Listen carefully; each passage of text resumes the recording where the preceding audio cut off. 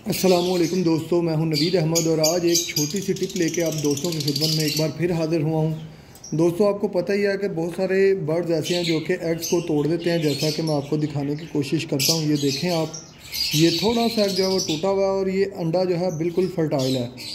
तो ऐसा एग आगे जाकर अगर आप इसको अच्छे से इसका ट्रीटमेंट नहीं करेंगे तो ये एग आगे जाके ख़राब करेगा।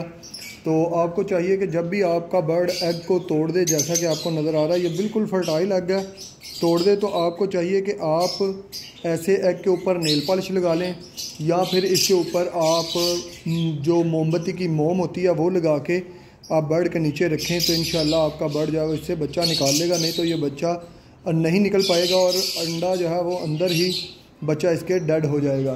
तो इसके लिए नेल पॉलिश आपके पास होनी चाहिए। अभी मैं आपको लगाने का तरीका बता देता हूँ।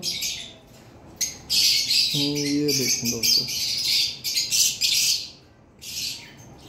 जितना हिस्सा इसका टूटा हुआ है उसके ऊपर आपने नेल पॉलिश लगा देनी है और इसके सूखने का आपने इंतज़ार करना है। जैसे ही ये सूख जाएगी इसे दोबारा फीमेल के नीचे रख देंगे। अगर आप ऐसे ही रख देंगे तो इसका नुकसान ये होगा कि ये फीमेल के साथ चिपक जाएगा एग और फीमेल इसको लेके बाहर आ जाएगी और एग जो है वो टूट जाएगा।